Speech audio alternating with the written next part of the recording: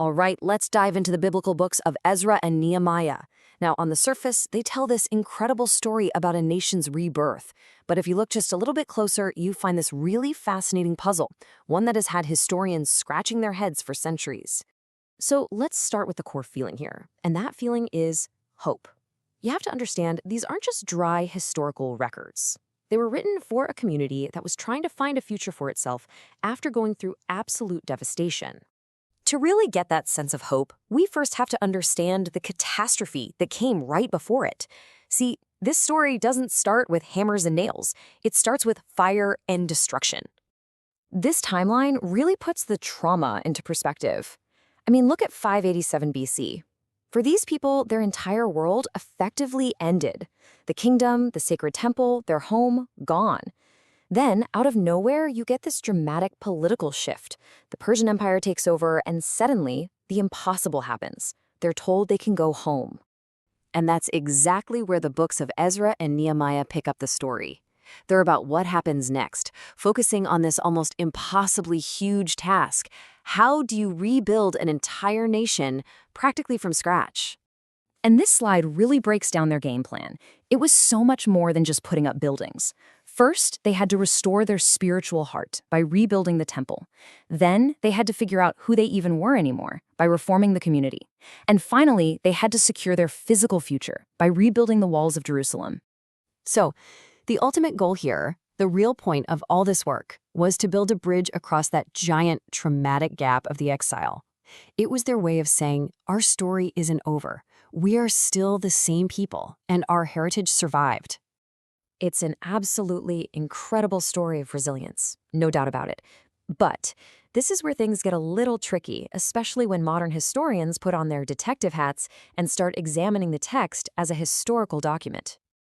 And this leads us to this central question, the one that turns this inspiring story into a genuine puzzle. Are these books a straightforward, play-by-play historical chronicle? Well, it turns out it's not quite that simple. You know, when you see scholars using phrases like bewildering order or historical difficulties, it makes you wonder, what are they actually seeing in the text that makes them say that? Let's treat this like an investigation and look at the evidence. We're going to look at 3 specific clues that historians point to. 3 pieces of evidence in the text that suggest there's something more going on here than just simple historical reporting. Okay, clue number 1. You have 2 leaders, Ezra and Nehemiah. They're both sent by the same Persian king to work in the same small city at roughly the same time. And yet, if you read their own accounts, they barely mention each other. It's like they're living in parallel universes. For historians, that's a very strange silence. Now, for our next clue, we need a key term from the historian's playbook: anachronism. It sounds complicated, but it's really simple. It just means something that's out of place in time. And here we find a textbook example. The text talks about people donating thousands of darics of gold. Simple enough, right? Except darics were named after King Darius, who first minted them. The problem? Some of these donations are recorded as happening before Darius was even king. This is like finding a reference to a smartphone in a diary from World War II. It's a major red flag that tells a historian something is out of sync. But our final set of clues is maybe the most direct and surprising of all. It comes from the census lists, the records of all the families who came back home from exile. So the same list of returning families shows up in both books. You'd think the numbers would be identical, right? But they're not. Look at the sons of Zathu. One book says 945, the other says 845. Or the sons of Asgad. That's a difference of over 1,000 people. And it's like this again and again down the list. But here's the real kicker. This chart makes it totally obvious. Both books state the exact same grand total, 42,360 people. Yet, if you actually sit down and add up all the numbers in their own lists, you get the totals you see in the other 2 bars, which are nowhere near 42,360. The math just doesn't work in either book. So what on earth are we supposed to do with all this?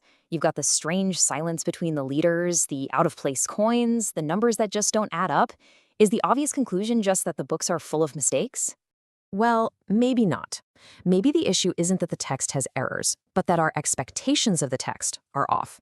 And this leads us to a whole different way of understanding what's going on here. What if the author's goal wasn't to write history the way a modern historian would, with perfect accuracy and chronological order? What if they were trying to do something else entirely? And this brings us to the really central idea. These books are what scholars call a theological narrative. It means the writers were using historical events and records to craft a powerful story, a story designed to make a point for their own community right then and there. So when you look at it from this angle, those historical difficulties start to make a different kind of sense. Maybe the primary goal was never decimal point precision. Maybe the goal was to tell a story so powerful that it would give a traumatized people hope, unite them, and shout from the rooftops that their story was not over.